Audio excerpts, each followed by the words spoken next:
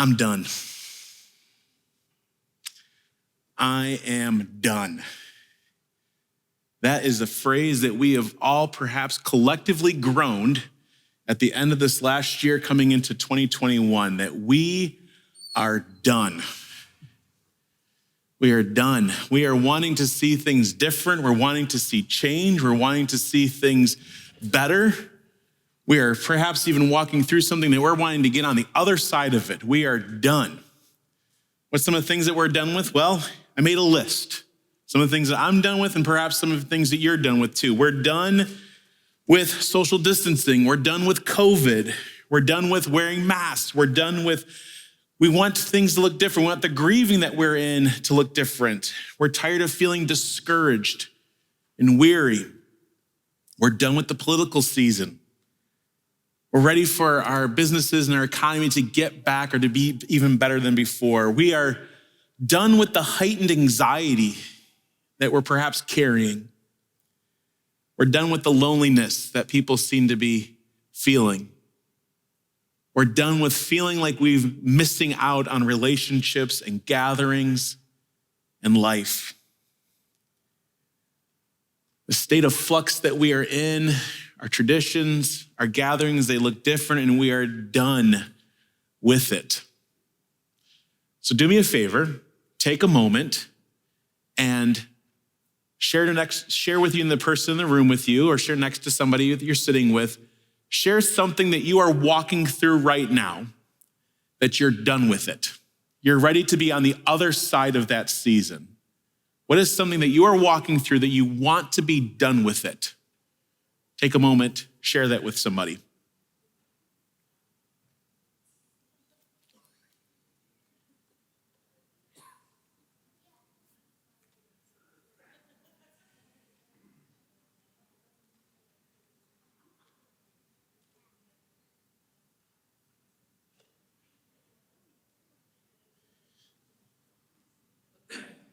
I think if there's one thing that we are all in agreement on, one thing that we are not done with, we are not done with the New England Patriots losing. We are ready for that to continue on into the 2021 season. It's not a bad thing to want what we are walking through to look a little different. It's not a bad thing. It's not a bad thing to want the things that we're experiencing to be changed. It's just that we might be missing something that God might be doing in the midst. We might be missing God's activity. In some ways, this is similar to David in 2 Samuel. Now, David wasn't in a pandemic. He wasn't walking through the losses that we quite are. No, he was in the midst of prosperity. He was in the midst of victory. He was in the midst of things just going well. The ark has returned to the city. David's been dancing before it. But something is stirring within David. He's wanting something different. And the thing that he's wanting different is he wants the ark out of a tent and into a permanent dwelling place. He didn't like that it's in this ark. He didn't like that the ark was in this tent. As one scholar said, the tent, now this was temporary. It's easily broken up at any moment. It's destructible. So of course, David is feeling this kind of weariness that the ark is residing in this type of vulnerable place. Now, as a person who has camped in the woods in a nylon tent, I can tell you that there is something very vulnerable between you and all the creatures that are stirring in the woods. So of course, David wants this. How many of us would want something very similar? How many of us, the tent is kind of similar to what we're walking through? We want change. We want stability. We yearn for things to be better on the other side of it. Doesn't feel like a bad thing to want. In David's longing, though, he almost misses out on something else. So David longs for this permanent dwelling place, and Nathan, his spiritual advisor, says, you know what? You're close with God. God's close with you. Go ahead. Do whatever it is that you want to do. God is with you. But then later on, God comes to Nathan, and God says to David through Nathan, he says, go to David. Tell him this. You know that house you want to build for me? Yeah, I don't need that. I don't need that. I have been with you wherever you have gone. God says to David, I have been with you in the desert. I have been with you in Mount Sinai. I have been with you as you've entered into the land. I haven't asked for a house. I haven't needed a house. I haven't needed things different the way that you are. Yes, I have been in those temporary dwelling places, but those places, they were to point to the permanent abiding that I want to do with you. And then God peels back the curtain a little bit with David and he says, David, you know how you want to build me a house? No. I want to build you a house. I want to build a permanent house for you and for the generations to come. I'm building something in you. Your house, your kingdom, it will endure forever. In David's longing, he almost missed it. In David's longing for this to build God this permanent house, he almost missed what God was doing through him for all of humanity. He almost missed it. David's not the only one, though. Think about the Pharisees. The Pharisees, they were longing for the coming Messiah. And when he actually arrived, they couldn't see it. The disciples, they got to walk and touch and see Christ, and they still missed it with conversations like, Jesus, who's going to sit on your right and left-hand side? They couldn't see his arrival. I think there are times in which we miss it. We miss God's activity when we yearn to be on the other side of it. When we yearn to be on the other side of whatever it is that we're walking through. When we yearn for, come Lord Jesus, come, and we're yearning for the second coming, we miss it. God pulled back the curtain with David, but with us, God pulls us back into his story. He pulls us back into a story where he says things like, so the word became human and makes his dwelling among us. He was full of unfailing love and faithfulness, and we have seen his glory, the glory of the one and only. God pulls us back into his story and reminds us that he is with us. The word that was present in the beginning is here now. The word that was God and is with God is with us. The word that through all that was created is here. The word that was life and light is present. The Incarnation, God dwelling with us. Athanasius said, this is very God of very God, begotten, not made, one substance with the Father.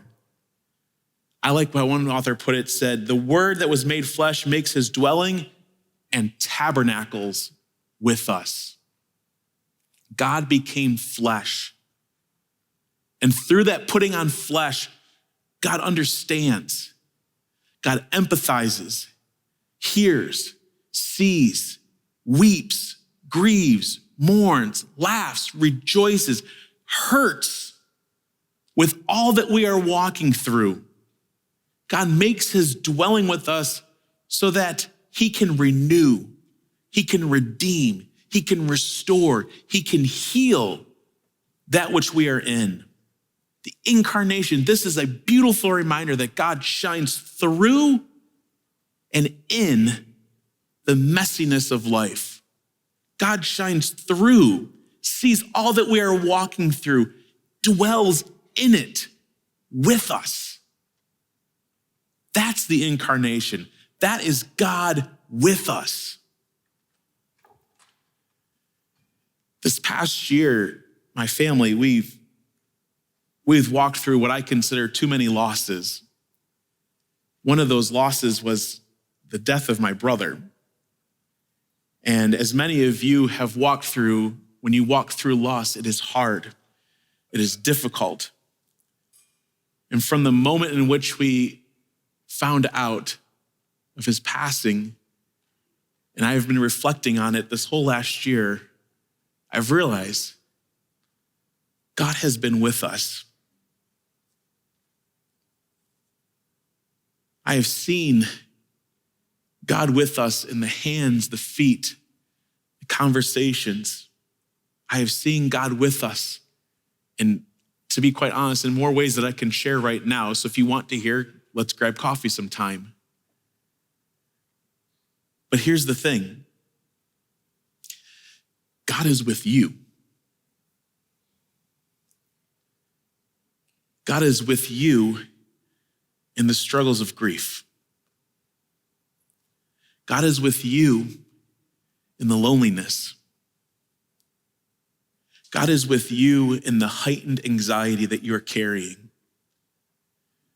God is with you in the fears as you're trying to figure out what is next in your day.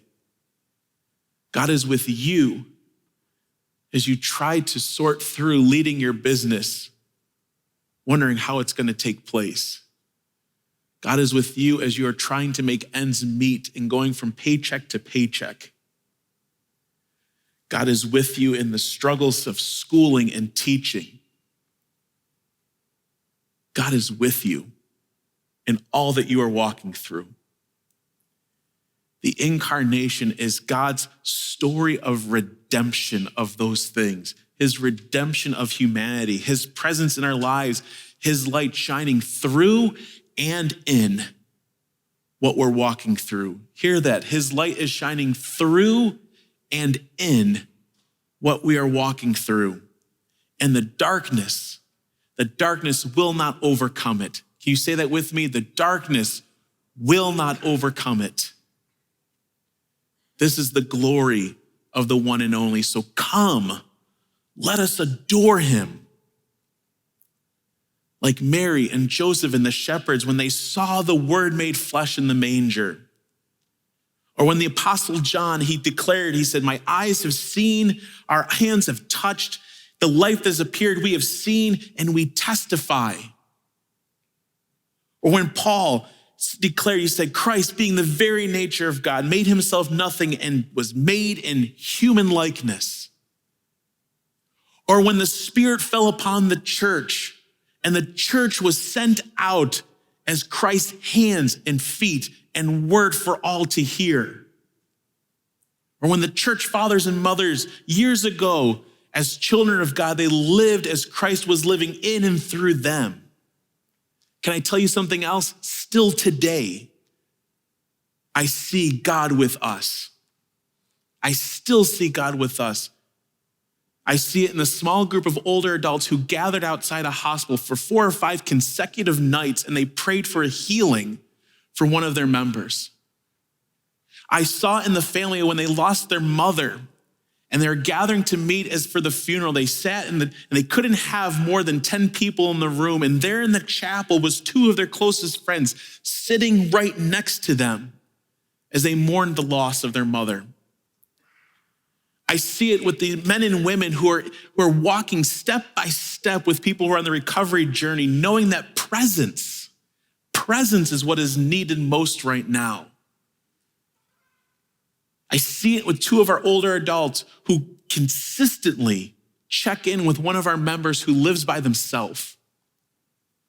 I see it with one of our members who was celebrating a milestone birthday in the middle of this pandemic, and they couldn't gather, but one of their family members organized this parade of cars to drive by their house and smile and wave and honk their horns and wish them a happy birthday, and to see the smile on their face when they saw that, you knew God was with them.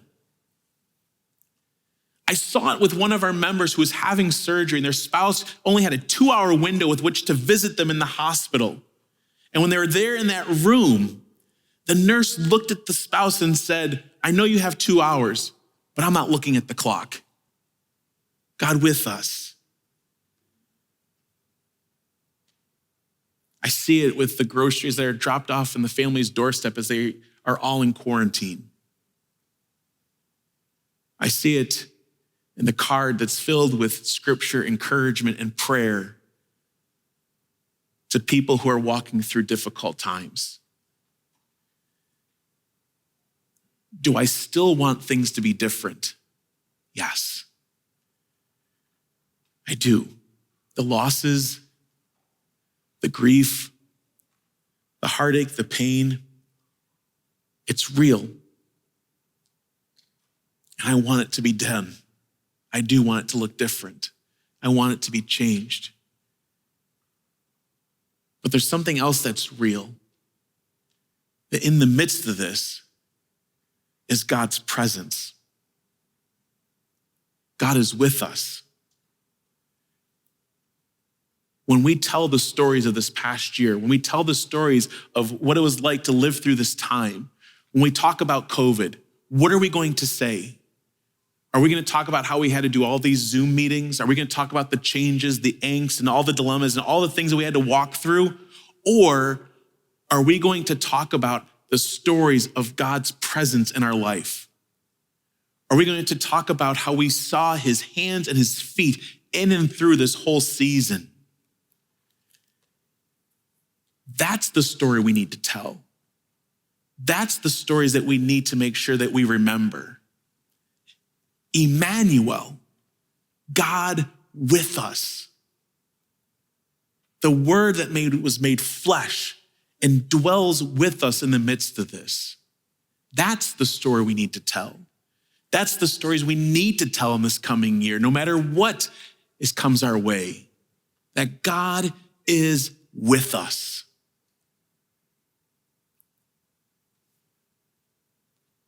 So how do we move forward? How do we go sent out from this day, from this time? How do we move forward?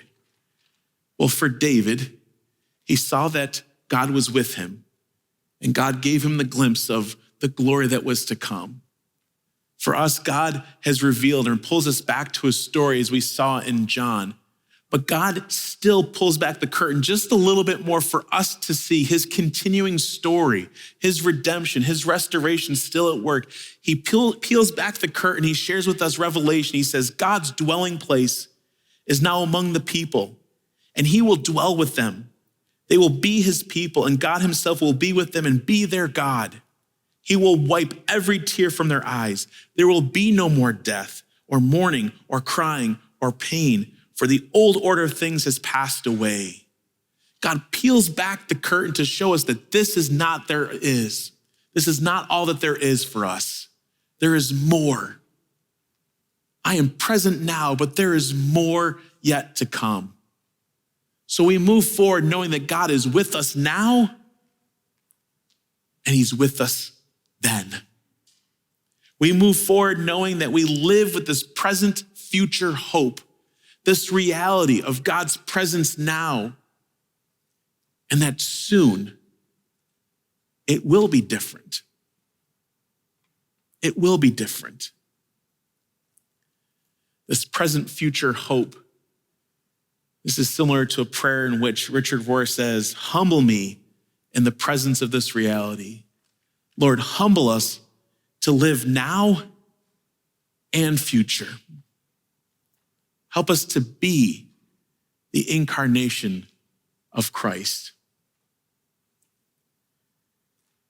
It's our practice to give you some reflection questions that you can walk through as a family, as a small group, in your workplace. Couple that I want to kind of hit on right now is this. What next step can we take to more regularly notice God's presence in our life each day? As we step into this next day, step into this next year, how can we more regularly notice God's presence in our life? And then jump to the last question. With whom are you incarnational? Who are you, the hands and feet and voice of Christ? Who are you dwelling with? Who are you sitting in the messiness of life today? We're going to end in a reflective practice that's called an exam, and it's called an Incarnation exam, and a reflective prayer as we go out from this day. So I asked you in the beginning, I said, what's something that you are in the middle of that you want to get on the other side of? You remember that? Wasn't that long ago. Do you have it? Here's what I'd like for us to do. Find a spot, find a place. You might have to do this a little bit later, but find some time to sit in that specific aspect, that season, that item that you want to get on the other side of, and ask God these questions. Say, God, in this season I'm walking through, who have been your hands, your feet, your words for me?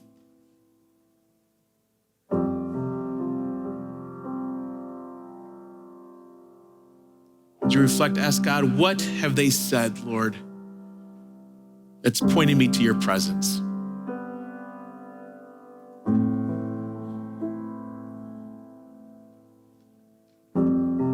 God, what are you revealing to me about this season?